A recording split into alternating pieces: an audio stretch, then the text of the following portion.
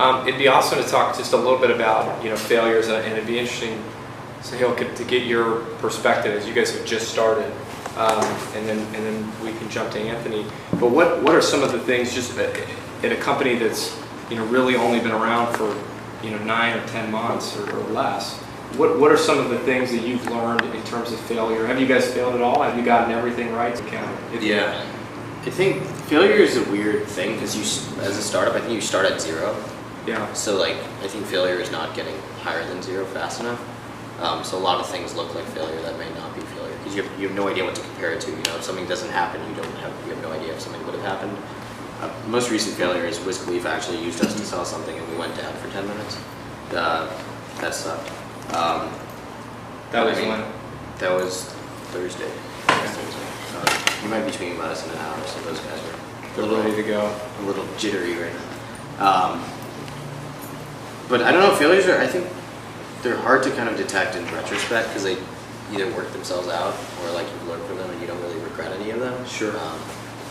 But yeah, I would say the biggest thing is just you believing in it and what you're building so much and trying to convince everyone else that they should. It's probably the hardest thing. Yep. Whether that be investors or employees or users. Anthony, tell us a little bit about DotSpotter and how you guys, where that ended up. Well, I think we made a lot of mistakes along the way, but when we first started, the idea behind DotSpotter was it was back in '06, before actually smartphones came out or were popular. I should say before the iPhone came out. We had the idea for a mobile check-in app to allow you, when you spotted celebrities.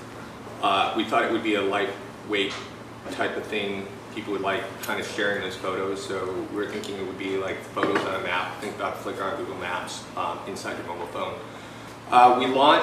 We spent about 2.5 to 3 months building it, and then we launched it at Sundance in early '07.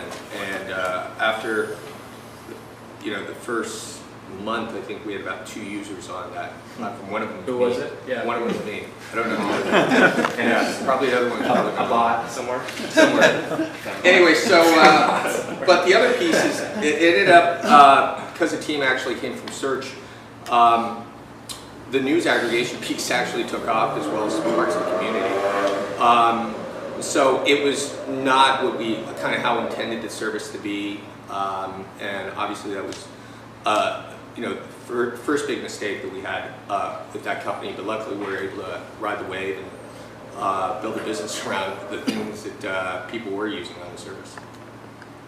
And how did that, is that evolve? What did it eventually evolve into to kind of get their attention? It was a news aggregation site with a community before Facebook really was open for people to talk about different topics. I think ended up becoming a vertical news site for entertainment news. Very much a la Dig, maybe the new Dig. And it just caught the eye of CBS as well as Time Warner, and we had not raised a serious venture round yet. We raised a small seed, so it kind of worked out for everyone involved that we ended up getting acquired